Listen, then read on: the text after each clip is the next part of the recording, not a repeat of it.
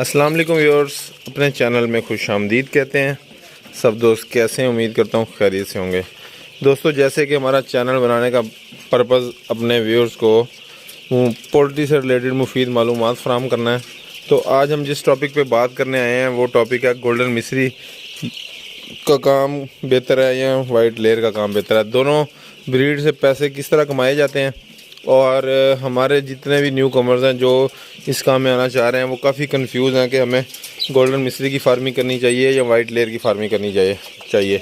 तो आज हम इस टॉपिक पर डिटेल में बात करेंगे। हमारी वीडियो एंड तक देखिएगा ताकि आपको मुफीद मालूमात मिल सकें और आपके जितने भी सवालात हैं उनका जवाब आपको मिल जाए। तो आज हमारे साथ हमारे एक दोस्त मौजूद हैं, उनके साथ हम डिटेल में इस टॉपिक पे बात करेंगे। तो आइए चलते हैं अदनान की तरफ। अस्सलाम वालेकुम। वालेकुम सलाम। हाँ जी मोहसिन, कैसे हैं? अल्हम्दुलिल्लाह, आप सुनाएं, ठीक ठाक हैं? जी अल्हम्दुलिल्लाह। अदनान, आजकल काफ़ी सारे सवाल आ रहे हैं हमारे पास। जो न्यू कमर्स हैं, जो नया काम स्टार्ट करना चाह रहे हैं, उनका एक ही सवाल होता है कि गोल्डन मिस्री से हम किस तरह पैसे कमा सकते हैं, वाइट लेयर से पैसे किस तरह कमा सकते हैं। तो ज़रा इस पर थोड़ा सा रोशनी डालिएगा, इन दोनों बिज़नेस में क्या फ़र्क है और किस तरह इनसे पैसे कमाए जा सकते हैं। अच्छा, सबसे पहले मैं आपको बता देता हूँ गोल्डन मिस्री और ये जो वाइट लेयर, ये दोनों अंडे देने वाली मुर्गियाँ हैं जिन्हें हम लेइंग हैंस बोलते हैं। ठीक है, गोल्डन मिस्री में दो बिज़नेस मॉडल फॉलो किए जाते हैं पाकिस्तान में। सबसे पहला जो बिज़नेस मॉडल है वो ये है कि आप डे ओल्ड चूज़ा परचेज़ करते हैं, उसके बाद आप उसको 25 से 30 दिन या 40 दिन अपने पास रखते हैं। जब वो आधा पाव या एक पाव का हो जाता है तो आप उसको मार्केट में गोश्त के रेट पर सेल कर देते हैं। मतलब देसी गोश्त का जो रेट होता है उस रेट पर वो सेल हो जाता है, और या तो वो खाने के लिए इस्तेमाल कर लिया जाता है या फिर जो सा है वो कुछ लोग उसको मज़ीद अंडा लेने के लिए अपने पास रख लेते हैं।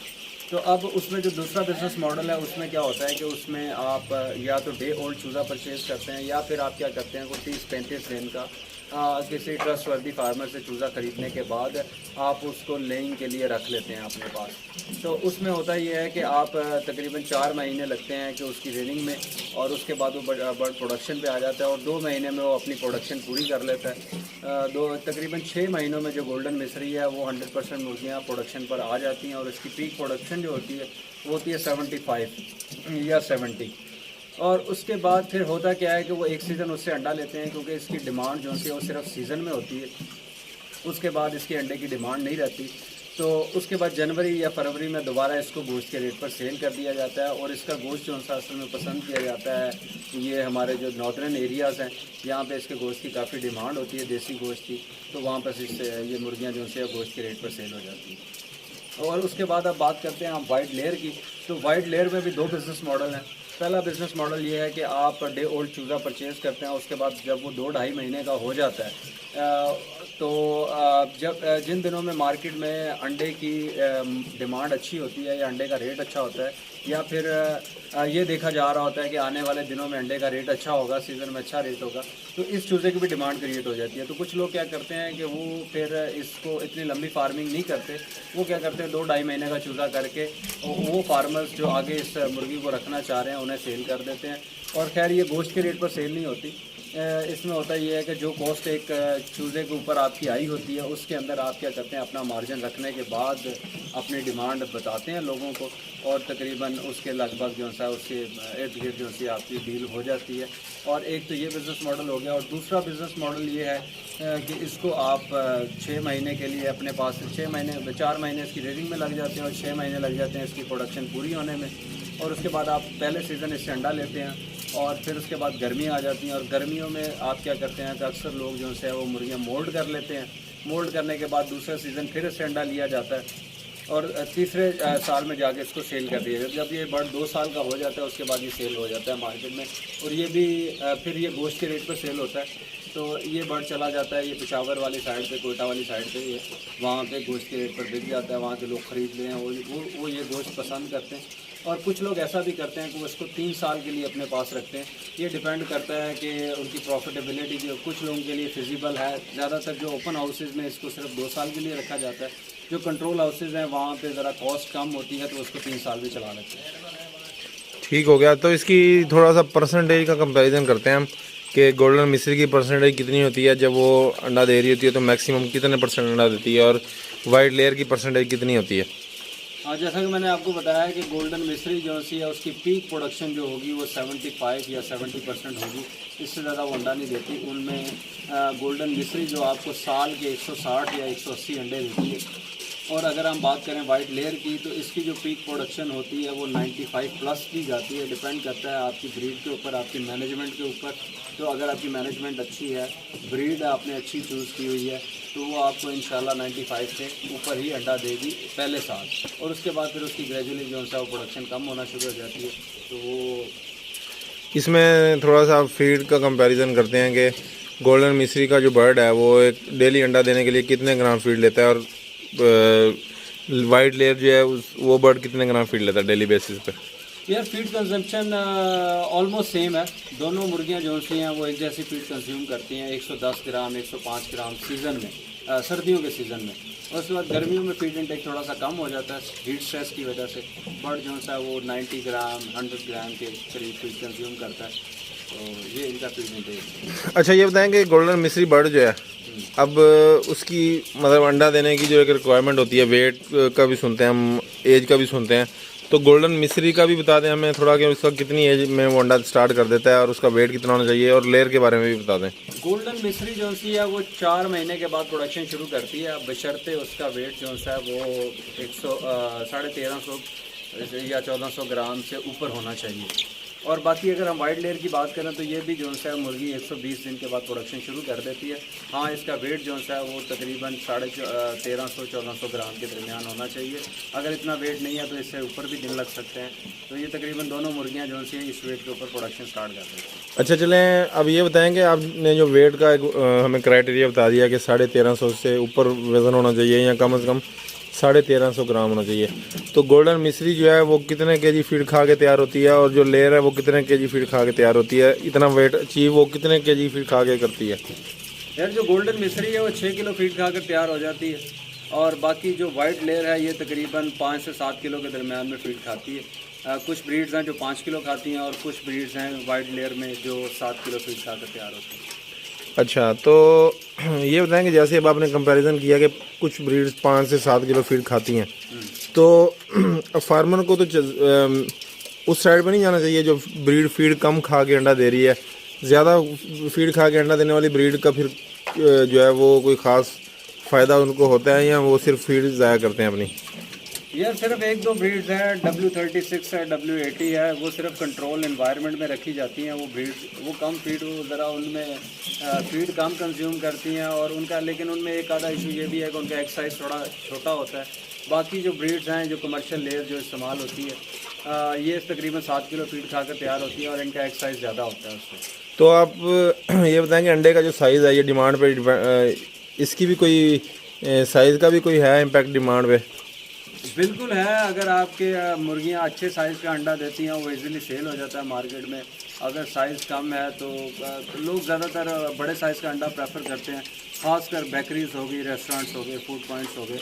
उन्हें अंडे के वेट से गर्ज होती है, उन्हें अंडे की न्यूट्रिशन से कोई ख़ास गर्ज नहीं होती, तो इसलिए इस अंडे की डिमांड ज़्यादा रहती है। अब जैसे आपने बताया कि गोल्डन मिस्री की जो प्रोडक्शन है वो 75 to 80% रहती है आई थिंक, और लेयर की 95-96% जाती है। तो इसमें थोड़ा सा ये बताएंगे अगर इसकी परसेंटेज कम है तो इसकी जो तैयारी है, जैसे हम एक बर्ड तैयार करते हैं, उसकी कॉस्ट में भी फ़र्क है या कॉस्ट सेम है दोनों की? हाँ, कॉस्ट में फ़र्क आता है। जो वाइट लेयर है ये जो सा तकरीबन 1400 से 1500 रुपये में तैयार होती है एक वाइट लेयर, और बाकी जो सी गोल्डन मिस्री है वो तकरीबन 1100-1200 रुपये में तैयार हो जाती है। तकरीबन 300 रुपये का फ़र्क है। वो फ़र्क इस तरह से है, फीड तो तकरीबन एक जैसी कंज्यूम करती हैं दोनों मुर्गियाँ।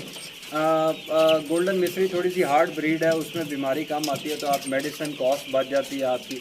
और उसके अलावा उसको तमाम वैक्सीन नहीं करवाई जाती, किल्ड वैक्सीन जो सी हैं वो स्किप कर दी जाती हैं। लाइव वैक्सीन से काम चल जाता है क्योंकि उसमें इम्यूनिटी लेवल अच्छा होता है, तो बीमारी आने के कम चांसेस होते हैं।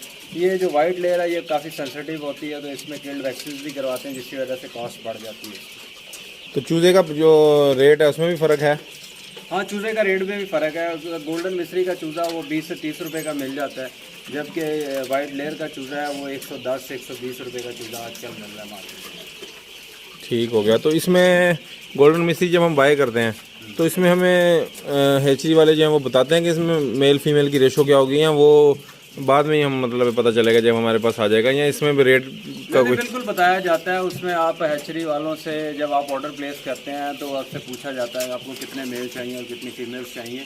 तो हाँ, उसमें 19-20 का फ़र्क हो सकता है। फॉर एग्जांपल अगर आप कहते हैं 30% मेल हों और 70% फीमेल्स हों तो ये हो सकता है कोई 1-2% ऊपर नीचे हो सकते हैं। बाकी हाँ, बिल्कुल ये बताया जाता है सर। अच्छा, तो अब डोमेस्टिक फार्मिंग की तरफ आते हैं। अगर कोई बंदा पार्ट टाइम ये काम स्टार्ट करना चाहे तो उसके लिए कौन सी ज़्यादा सूटेबल है, वाइट लेयर या गोल्डन मिश्री? और उसके लिए गोल्डन मिश्री ज़्यादा बेहतर रहेगी, क्योंकि वाइट लेयर में जो सा है ये बड़ी सेंसिटिव है और इसको कंट्रोल करना बड़ा मुश्किल है, इसको मैनेज करना काफ़ी टफ है। तो इसलिए उनके लिए ज़्यादा बेहतर है कि वो जो सा गोल्डन मिश्री का काम करें। एक तो उसमें कोई इतनी फीड वगैरह की भी इतनी टेंशन नहीं होती। अगर आप खाली उसको अगर आप उसका वेट गेन करवा के उसको सेल करना चाह रहे हो तो फिर तो आप उसको कुछ भी डाल सकते हो, मतलब कोई ग्रीन चीज़ें भी दे सकते हो।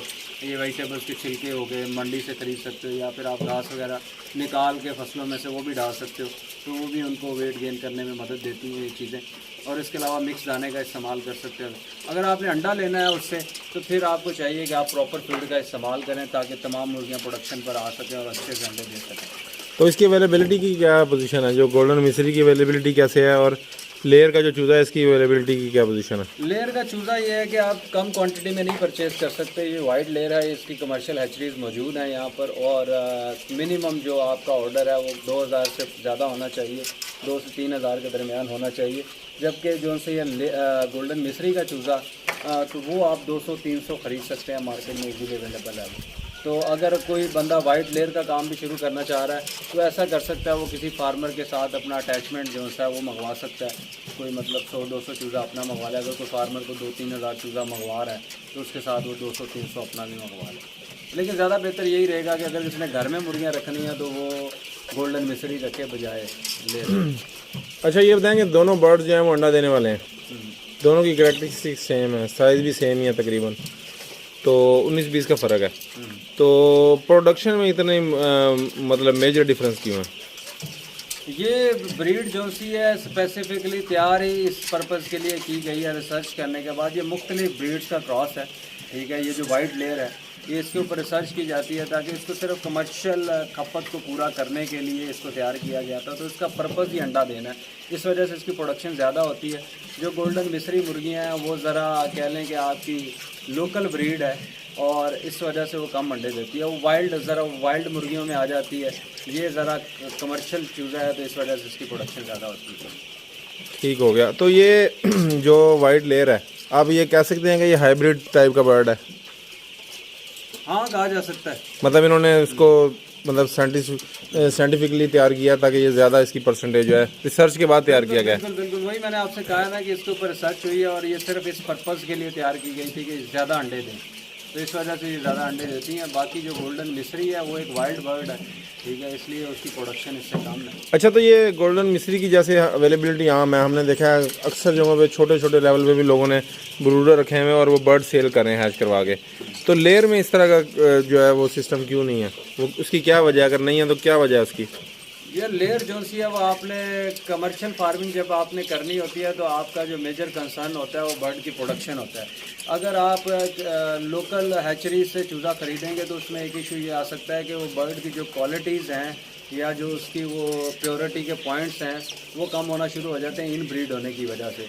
तो होता ये है कि जो अच्छी हैचरीज़ हैं वो बाहर से जीपी, जिसको हम ग्रैंड पेरेंट फ्लॉक कहते हैं, वो इंपोर्ट करती हैं। उसके बाद वो उससे एक ब्रीडर तैयार करती हैं। उस ब्रीडर से चूज़ा लेने के बाद वो चूज़ा फार्मर्स को प्रोवाइड करती हैं।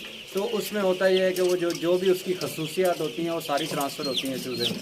और जैसे ही अगर हम उस चूज़े से दोबारा ब्रीड ली जाए तो उसकी खसूसियात नीचे आना शुरू हो जाती हैं, जिस वजह से आपको इस चीज़ का ख्याल रखना चाहिए कि जिस हैचरी से आप चूज़ा ख़रीद रहे हैं उनका जो फ्लॉक है, ग्रैंड पेरेंट फ्लॉक, वो इम्पोर्टेड है और उसके बाद उन्होंने एक ही ब्रीडर उससे लिया और उस ब्रीडर का चूज़ा आपको दिया। अच्छा, मतलब आप ये कहना चाह रहे हैं कि ब्रीडिंग क्वालिटी जो है ना वो उसकी वजह से इशू बनता है। अगर आप एक ब्रीड से आगे उनके जो चिक्स हैं उनकी आगे ब्रीड लेंगे तो उसमें ब्लड जो है वीक होता जाएगा। बिल्कुल बिल्कुल ऐसे ही।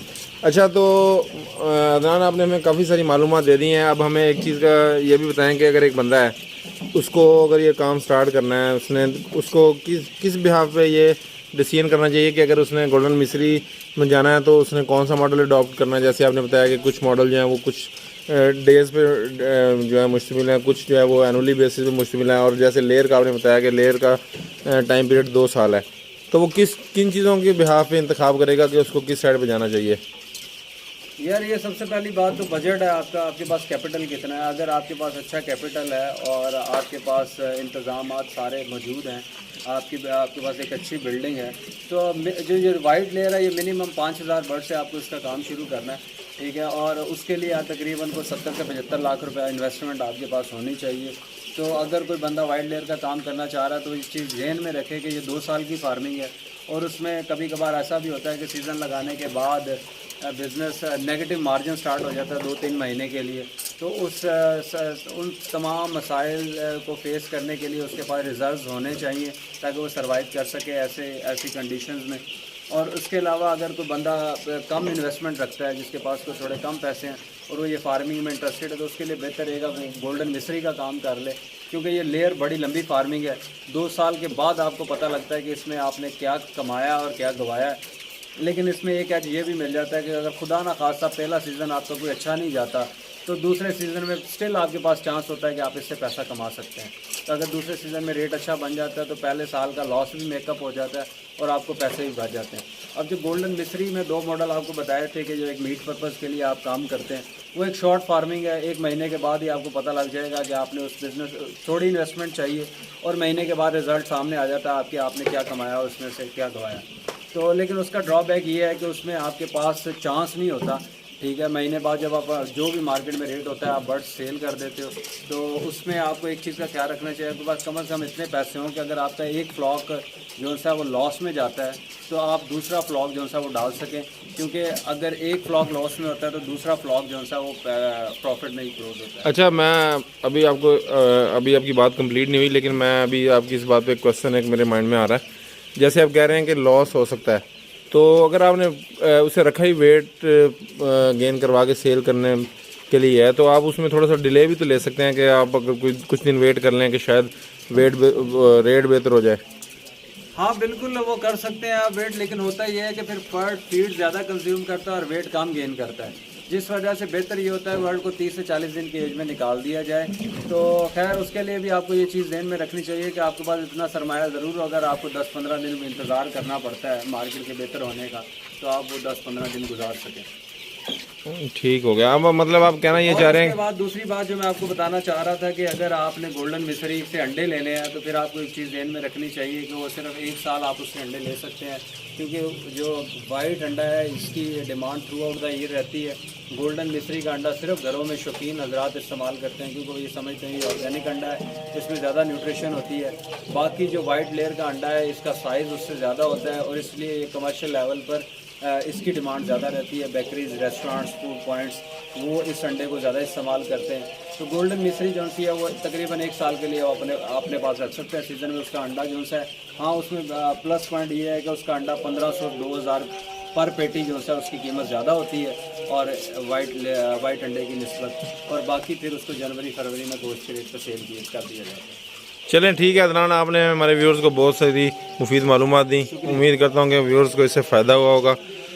तो व्यूअर्स, जैसे कि आपने देखा होगा, अदनान ने बड़ी डिटेल में आपको जितने भी आपके क्वेश्चन हैं या आपके माइंड में कन्फ्यूजन है उनके सवालात के जवाब दे दिए हैं। गोल्डन मिस्री में हम पहले बात करते हैं कि अगर तो आपके पास जगह कम है और आपके पास बजट थोड़ा है, तो आपको चाहिए कि आप जो गोल्डन मिस्री पट्टियाँ तैयार करके बेचते हैं मीट पर्पज़ के लिए, या जो लोग वो पट्टियाँ ख़रीदते हैं अंडा लेने के लिए, आप उस तरफ जाएं। उसमें एक तो आपके पास जगह की भी ज़रूरत ज़्यादा नहीं है। आपको जगह अगर आपके पास कम है तो उसमें भी आपका काम चल जाएगा, और दूसरा आपके पास इन्वेस्टमेंट कम है तो तब भी जो है ना वो काम कर सकते हैं। और अगर आप एनुअल बेसिस पे काम करना चाहते हैं, मतलब आप चाहते हैं कि हमारा जो फ्लॉक है वो 1 साल में हमें ये बता दे कि हमारे पास कितना हम प्रॉफिट हुआ है या कितना लॉस हुआ है, और आपके पास बजट भी थोड़ा ज़्यादा है और जगह भी थोड़ी ज़्यादा है, तो आपको फिर गोल्डन मिस्री में दूसरे बिज़नेस मॉडल पे जाना चाहिए, जिसमें हम बर्ड तैयार करके उनसे अंडा लेते हैं और सेल आउट कर देते हैं। इसमें आपको 1 साल बाद पता चल जाता है कि आपके बर्ड ने आपको कितना प्रॉफिट दिया या लॉस दिया। और अगर आप लॉन्ग टर्म ये काम करना चाहते हैं तो फिर आप जो है वो कमर्शियल लेयर की तरफ जाएं। उसमें 2 साल बाद आपको पता चलेगा कि आपके पास कितना प्रॉफिट हुआ है या आपको कितना लॉस हुआ है। उसमें आपके पास जगह भी ज़्यादा आपको चाहिए, आपके रिसोर्सेज आपके पास ज़्यादा होने चाहिए, क्योंकि 2 साल में मार्केट कभी प्लस में चली जाती है, कभी माइनस में चली जाती है। तो ये सारी सिचुएशन आपको फेस करनी पड़ती हैं, क्योंकि मार्केट हमेशा फेवरेबल नहीं रहती। तो ये सारे फैक्टर आपको अकाउंट फॉर करने पड़ेंगे और साथ आपको 2 साल बाद पता चलेगा कि आपके बर्ड ने आपको कितना रिटर्न दिया या आपको उसमें कोई लॉस दिया है। तो व्यूअर्स, उम्मीद करता हूँ कि ये वीडियो आपके लिए काफ़ी हेल्पफुल होगी। अगली वीडियो में इंशाल्लाह आपसे मुलाकात होगी। दुआओं में याद रखिएगा। अल्लाह हाफिज़।